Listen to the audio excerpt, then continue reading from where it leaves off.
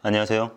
이상합니다. 매너 강사로 활동하고 있는 제가 하는 강의 분야 중에 서비스 마인드 교육이 있어요. 그러니까 이 세상에 있는 모든 서비스업에 종사하시는 분들하고 이제 서비스 마인드에 대한 이야기, 그리고 구체적인 서비스에 대한 이야기, 뭐 이런 얘기들을 하는 강의를 진행을 하고 있는데, 오늘 아침에 이런 뉴스를 봤습니다. 하루 종일 포털 상위에 떠 있어서 여러분들도 아마 많이 보셨을 것 같은데, 2억 4천만 원인데 살 수 있겠어요? 라고 벤츠 판매 사원이 손님에게 말을 했다는 그 뉴스였습니다. 뭐 그 뉴스의 밑에 댓글들이 아주 많이 달렸는데, 서비스 교육을 하는 사람 입장에서 좀 많은 생각이 들더라고요. 참고로 말씀드리면 저는 서비스 교육을 진행을 하면서도 이 서비스업에 대한 애정이 좀 있는 사람이거든요. 물론 제가 오랜 시간 동안 서비스업에 종사했었고, 서비스업 자체를 굉장히 좋아해요. 제가 사람이 사람을 응대하는 일이잖아요. 이게 굉장히 매력 있는 일입니다. 물론 그래서 엄청 힘든 일이기도 하지만, 제가 서비스업에 애정이 있는 만큼 저는 서비스업에 종사하고 계신 분들에 대한 애정도 가지고 있어요. 그래서 저는 서비스 교육을 할 때마다 강의 초반부에 말씀드리는 게, 저는 여러분들 편입니다 라고 말하고 강의를 시작을 할 정도거든요. 근데 사실 이 벤츠 영업사원은 제가 편을 들어줄 수가 없어요. 왜냐면 손님한테 2억 4천만 원인데 살 수 있겠어요? 라는, 어떻게 보면 그 손님의 사정을 알지도 못하면서 함부로 무시하는 투의 말을 한 거잖아요. 이 말을 했다는 건 두 가지 측면에서 의미가 있어요. 첫 번째는 일단 서비스 교육이 안 된 거예요. 아마 이 영상을 보시는 분들 중에 서비스업에 종사하고 계시는 분들도 많이 계실 거고, 또 서비스 교육이라는 걸 들어보신 분들도 계실 거예요. 만약에 서비스 교육을 들어봤다면 절대 이런 소리를 손님한테 할 수가 없어요. 서비스 교육을 하는 모든 강사님들은 굉장히 타이트하게 교육을 시켜요. 그러니까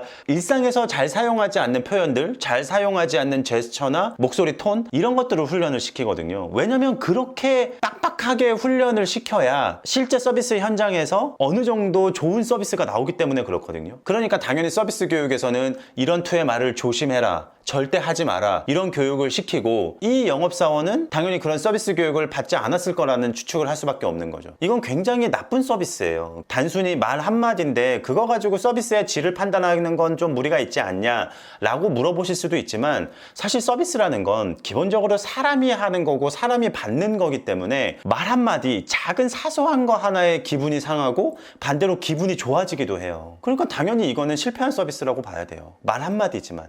물론 앞뒤의 전후 사정을 제가 모르는 상태고, 제가 지금 말씀드리는 건 이 서비스 문구 하나를 가지고 서비스에 대한 얘기를 하는 거니까 오해는 안 하셨으면 좋겠어요. 우리가 서비스에 대해서, 그리고 사람 사이의 대화에 대해서 다시 한번 생각해보자, 이런 취지로 말씀을 드리는 거니까요. 이런 이유로 일단 서비스업 종사자로서의 아쉬움이 있고요. 또 하나의 아쉬움은 뭐냐면, 이건 인간적으로도 잘못된 말이에요. 뭐 서비스고 서비스 교육이고, 그쵸? 고객 응대고, 이런 걸 다 떠나서 여러분 생각해보세요. 여러분 친구들한테 이런 말 할 수 있어요? 여러분 주변 지인한테 이런 소리 할 수 있어요? 이건 인간적으로도 좋지 않은 멘트예요. 그리고 보통의 사람들이라면, 나와 대화하는 사람을 존중하는 마음이 있는 사람이라면 절대 이런 투의 말을 쓸 수가 없어요. 이런 투의 표현들을. 그러니까 인간적인 측면, 서비스업 다 빼고 인간적인 측면에서도 굉장히 아쉬운 멘트라는 거죠. 친구 사이여도 이런 멘트 들으면 기분 나쁘죠. 사이 벌어지죠. 그러니까 이 영업사원이 손님에게 한 이 멘트는 서비스업 종사자의 차원에서나 인간적인 차원에서나 해서는 안 될 표현이었다는 거죠. 이건 뭐 이견이 없어요. 손님은 왕이다, 뭐 이런 표현이 있는데, 사실 요즘은 그 표현을 잘 안 쓰죠. 요즘 세상에 왕이 어딨어요. 손님은 손님이고 직원은 직원이죠. 요즘 시대의 가장 이상적인 서비스는 손님과 직원이 서로서로 존중하는 마음을 가지고 대할 때, 그때 비로소 이상적인 서비스가 나온다고 생각을 하거든요. 손님은 내가 지불한 돈의 가치만큼의 서비스나 물건만 얻으면 되는 거고, 고객을 응대하는 직원은 우리 매장에 찾아와준 이 손님, 그리고 우리 매장의 매출을 높여주는 이 고마운 손님을 정성스럽고 따뜻하고 친절하게 응대하고 만족스러운 제품과 서비스를 제공하고 잘 배웅하면 되는 거. 딱 이 정도 수준까지만 서로 지켜주면 돼요. 그런데 항상 이런 문제가 생기는 건 이쪽이든 선을 넘을 때, 그때 이런 트러블들이 생기는 거거든요.